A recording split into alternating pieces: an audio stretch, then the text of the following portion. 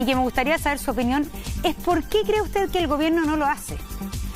¿El gobierno no lo hace porque es amarrete? Porque básicamente esta es una plata que no es de las personas que están en el gobierno. Esta es una deuda que va a contraer el Estado de Chile y que la van a tener que empezar a pagar los gobiernos posteriores. Esta no es una deuda que estén contrayendo ni siquiera los ministros de manera personal o el presidente. ¿Por qué, en su opinión, el gobierno no ha accedido a mayor gasto fiscal? Porque el gobierno funciona con una sobreideologización neoliberal, Montserrat, y porque además son incumbentes en la forma en cómo esto tendría que resolverse. Si hoy día usted se endeuda, que además están las mejores condiciones en el mercado para poder endeudar al Estado, porque endeudarse después de la pandemia va a salir mucho más caro en tasas de interés y en otras cosas, usted tiene que pensar cómo lo va a pagar. Y pensar cómo lo va a pagar en el futuro no puede ser solo a cargo de una reactivación que además de incierta va a generar un cambio estructural. Por lo tanto, tiene que preocuparse de cómo el Estado va a recaudar más ingresos. Y eso solo se puede hacer subiendo los impuestos y en particular, volviendo a discutir el tema que no quiere discutir este presidente porque además es incumbente, que es el impuesto a los súper ricos. Es decir, le estamos obligando al presidente a que discuta ponerse impuesto del mismo. Y eso pareciera no estar de acuerdo. De hecho, ha llamado bastante la atención esto de que la familia Cueto, antes de declarar la quiebra de LAN, le haya pagado a la familia de Piñera la deuda que tenían, parece que con información privilegiada, ¿no? Y a costa de otros acreedores que parece que quedaron en la lista y que no sabemos si se les va a poder pagar. Entonces es bien complejo. El presidente tiene una posición, la derecha tiene una sobreideologización. Los que están tomando las decisiones piensan que si se endeudan van a tener que salir a aumentar los impuestos y eso no está para nada, muy por el contrario. El impuesto familiar, el ingreso familiar de emergencia 2.0, que se discute porque el gobierno no quiso entender en el ingreso familiar de emergencia primero que era insuficiente, se lo dijimos todos, que no podía ser escalonado, que era insuficiente. Y aprueba un segundo en donde además limita la cobertura. Hay un escándalo con el tema del registro social de hogares que muchos dicen que le subió de manera inexplicable en tiempos de pandemia. O sea, cuando todos sabemos que el 68% de las familias de Chile han visto bajar sus ingresos, extrañamente en el registro social de hogares pareciera que hay familias que les está subiendo. Entonces, no se entiende. Ya, y además, claro, aprueba un ingreso familiar de emergencia 2.0. Déjeme, le pediría que me dejara terminar. Aprueba un ingreso familiar de emergencia que sabe que no cobre ni siquiera la línea de la pobreza que el mismo Estado define.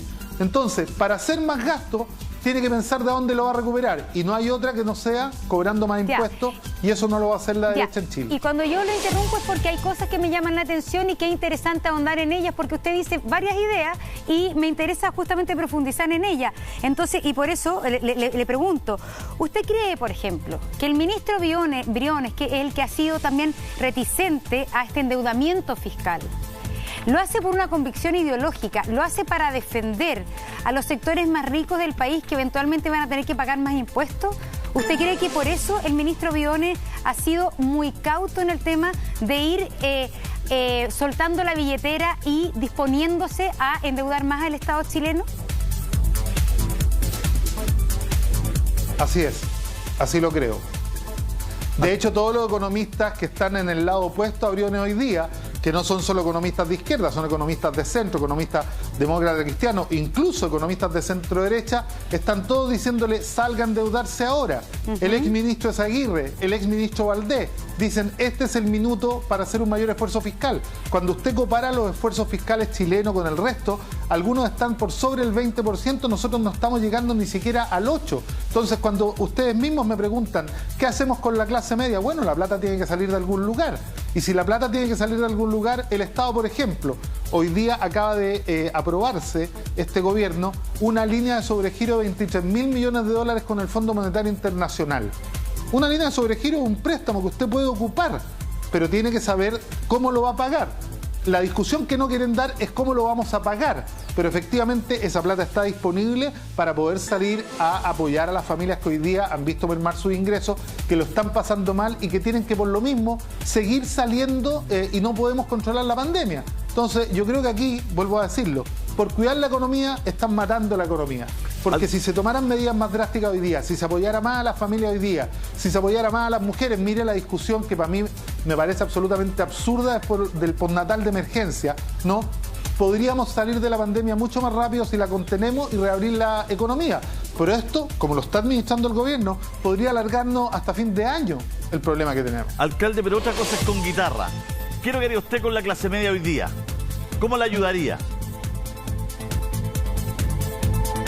Nosotros lo planteamos, lo han planteado los economistas y muchos diputados. Una renta básica universal de emergencia que alcance al 80% de los más vulnerables del país y que les permita capear esto de manera tranquila y que tiene que ser no por 3 meses, tiene que ser por lo menos de 6 a 10 meses, de tal manera que les dé certeza, porque cuando usted sabe que su ingreso apoyado por el Estado se va a terminar en 3 meses, al segundo mes va a salir a buscar pega igual y no la va a encontrar. Y va a andar en la calle exponiéndose a contagio, ¿no? Sin encontrar la pega, sin lograr su objetivo. Entonces aquí el gobierno lo que tiene que hacer es abandonar su sobreideologización neoliberal, poner la salud de las personas y al ser humano al centro de la discusión, hacer lo que tenga que hacer y darle tranquilidad a la gente por los próximos meses, de tal manera que nos podamos concentrar en detener la pandemia y no en administrarla.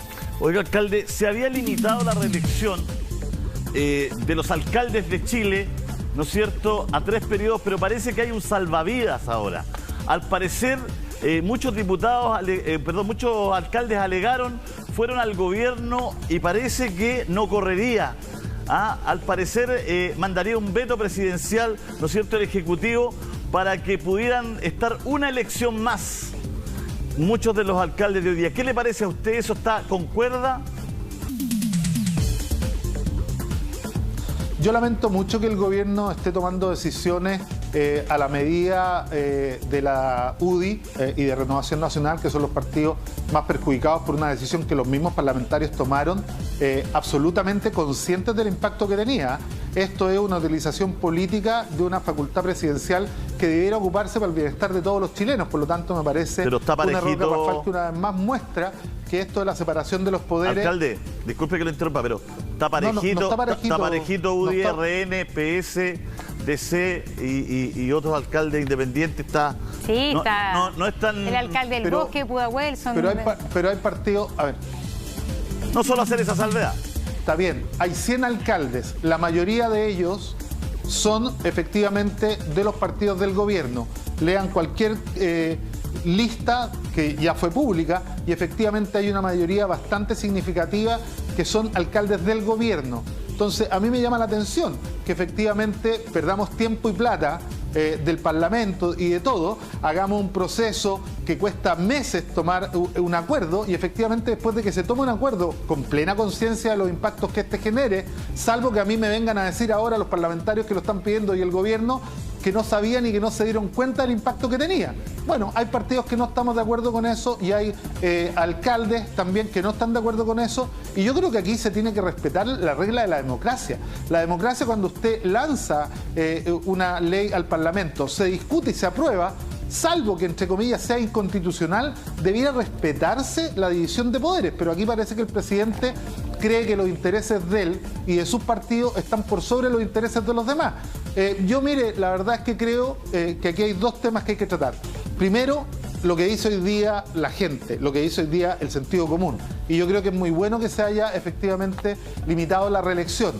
Más adelante podremos discutir si en una situación de normalidad efectivamente esto puede revisarse, pero no puede una ley recién aprobada empezar a hacérsele arreglines efectivamente para favorecer a los propios. Pero esto es lo que discrepo con el alcalde, disculpa, ¿sí? Es que yo creo que es una costumbre y una ley que beneficia parejito a la élite política, a la clase política en general que ha gobernado los últimos 30 años. Está 55-45 más o menos entre los alcaldes de gobierno y los alcaldes de oposición y más algunos independientes que son de oposición. Entonces, claro, uno ve que hay un sistema, una clase, ¿no es cierto?, que siempre se está cuidando la espalda. Lo vemos también en los sueldos. Partieron por una rebaja del 50%, ese era el proyecto. Se la chutearon a una comisión y ahora de vuelta viene una rebaja del 25% para los parlamentarios que eso sería. Entonces, el Consejo de Alta Dirección Pública entonces fija la rebaja en un 25% de la dieta parlamentaria cuando entró como proyecto, cuando la idea era un 50%. Entonces, claro, uno siente que acá también hay una suerte de quererse cuidar la espalda, pero entre todos, digamos, ¿no? Sí, antes de hablar de las dietas parlamentarias, lo que pasa es que yo creo que quiero el tema destacarlo. Es decir, usted es un alcalde que está en contra de la presión de muchos alcaldes por finalmente vetar la ley que limita la reelección parlamentaria. Yo creo que eso es un tema que hay que hacerlo notar. No todos los alcaldes entonces están por esto de vetar una ley que fue votada democráticamente en el Congreso. Es decir, ¿a usted le parecería mal que se echara pie atrás con el límite de la reelección de los alcaldes? Yo creo que eso es interesante saberlo, cuántos alcaldes lo están apoyando también en esta idea, alcalde Jadwe. A ver, es que yo le reitero, Montserrat, mi opinión es una y es súper tajante. Y se lo escuché también a Sadi Melo. Cuando se aprobó esta ley, la primera declaración de Sadi Melo dijo: son las reglas de la democracia, las leyes las hacen en el Parlamento, no las discutimos los alcaldes y lo que queda es asumir. A mí lo que me molesta es que después de hablar y llenarse la boca con la separación de poderes, con la independencia de los poderes, finalmente nos pasemos todo por donde queramos y efectivamente hagamos lo que nos interesa a nosotros. Es lo que ha dicho Julio César, pero solo con una salvedad, Julio César. A mí me molesta mucho esto de andar siempre generalizando. No es todo el sistema político, no son todos los partidos. El Partido Comunista ha dicho con absoluta claridad que no está por los vetos, que hay que respetar las discusiones que se dan. El Partido Comunista fue parte de los que esperaba que se rebajaran las dietas en lo que había sido el proyecto original, y por lo tanto yo no metería a todo el Congreso, que es el negocio que hacen algunos para desprestigiar la política, en la misma bolsa de gato. Aquí hay que hacerlo con nombre y apellido, con los partidos que aprobaron y con los partidos que están pidiendo que esto se revise. Yo he escuchado a muchos alcaldes, incluso al alcalde de Quilicura, él ha dicho: no, yo no estoy interesado en que me cambien la ley ni que me hagan un traje a la medida. Los alcaldes que están interesados que le hagan un traje a la medida, efectivamente creo que están contraviniendo un principio básico de la democracia, que es que las leyes se hacen allá y no a la medida de nadie. Se hacen pensando efectivamente en oxigenar el sistema, en oxigenar el sistema y en hacer algo para perfeccionar la democracia en nuestro país. Le voy a entregar el argumento de muchos de ellos para tener la contraparte. Incluso la voy a leer para no equivocarme, digamos, qué es lo que dicen estos parlamentarios. Dicen, entre otras cosas, ¿no es cierto?, que es muy complejo una elección que se está corriendo y se viene corriendo desde hace tiempo.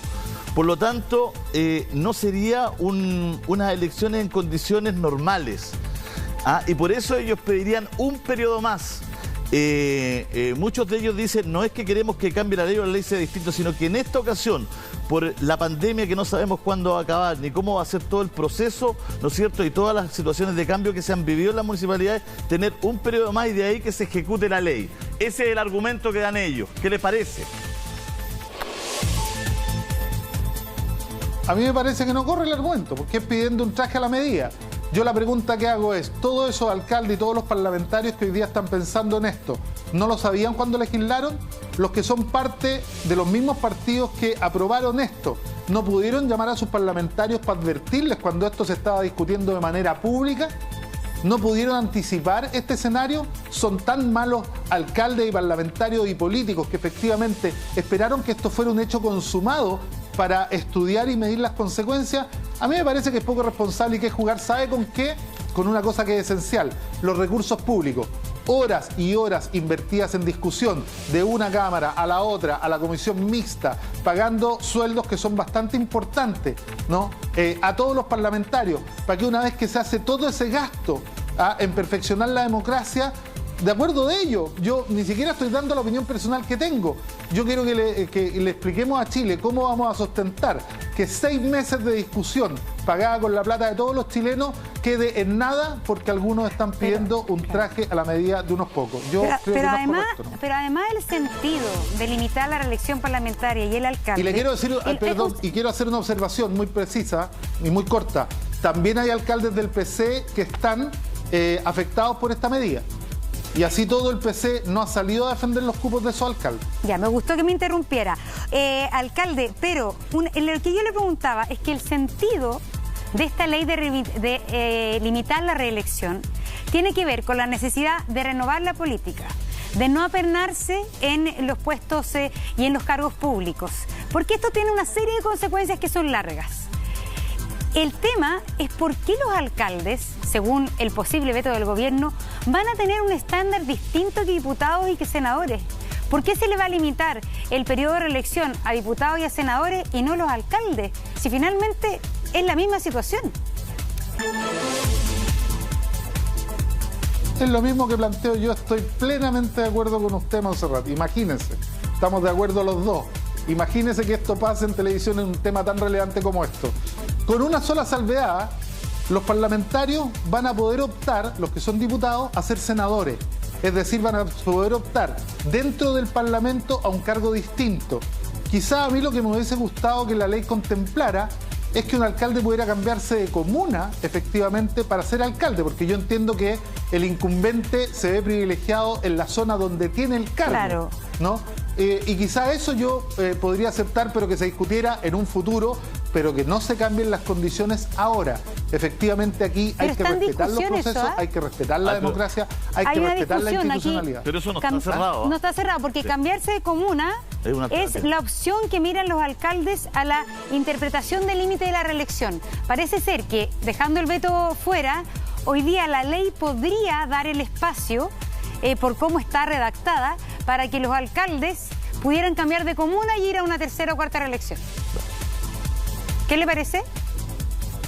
Ahora hay una observación, no, si yo estoy de acuerdo con ese tema, que hay un espacio de indeterminación, pero además hay algo.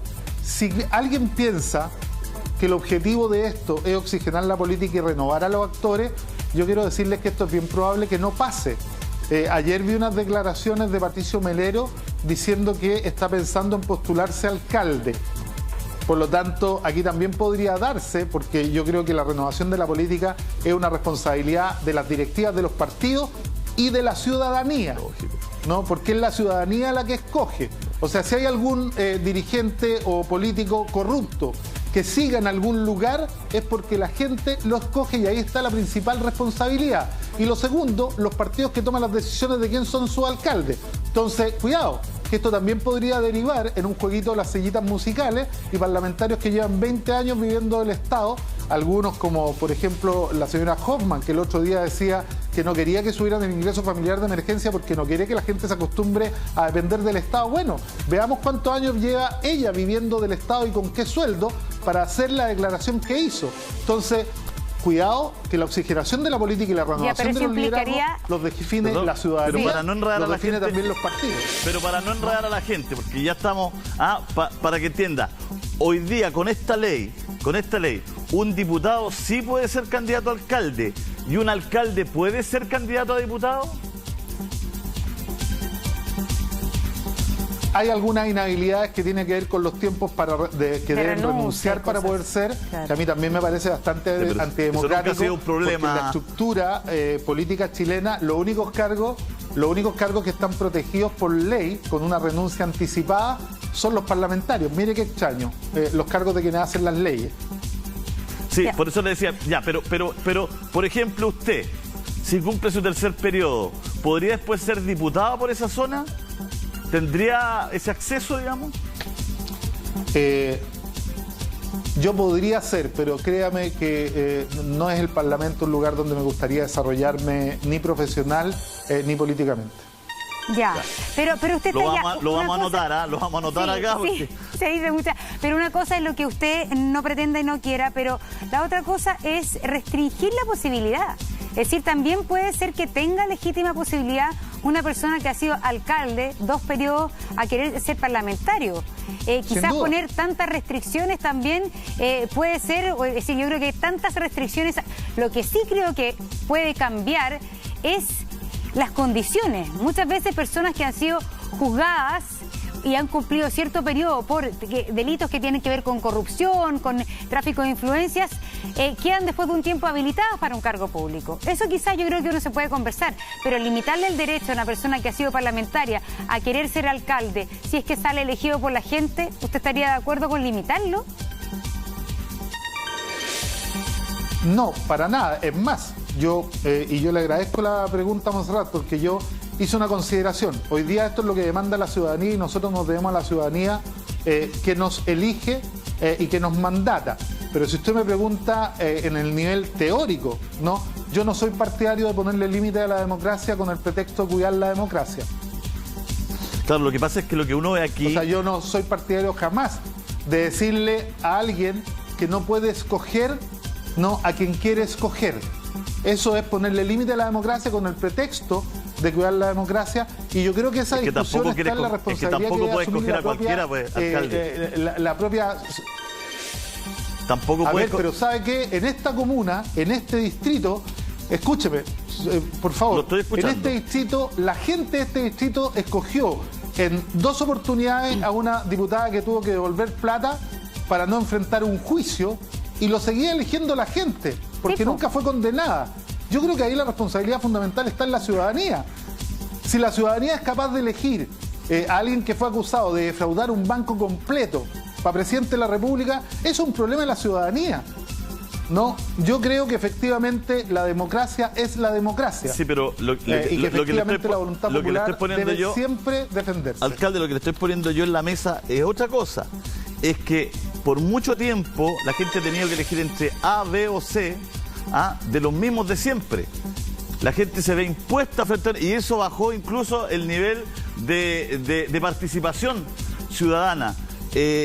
Uno entiende que aquí las responsabilidades son compartidas. Por un lado, que no hayan tantas reelecciones para que no estén siempre los mismos, ¿no es cierto? Y por otro lado, la responsabilidad de la ciudadanía es hoy día de elegir bien, de hacerse responsable, de ir a las urnas, de averiguar, de informarse, de estar documentada, ¿no es cierto? Bueno, este tema da para largo, ¿no? Para mucho. Pero queda claro su opinión. Alcalde, viene el MinSal, son las 10:41. Le queremos agradecer esta conversación. Muchas gracias. Muchas gracias. Buenos días. Que te vaya bien. 10:41. Sí, se nos viene MinSal en cualquier minuto. También está invitado Andrés Alamán acá. Oye, no, tenemos un Zoom con Alamán. Bueno, no, nadie viene acá al programa, nadie viene acá al estudio. Vamos a hacer un pequeño corte, vamos a volver al tiro.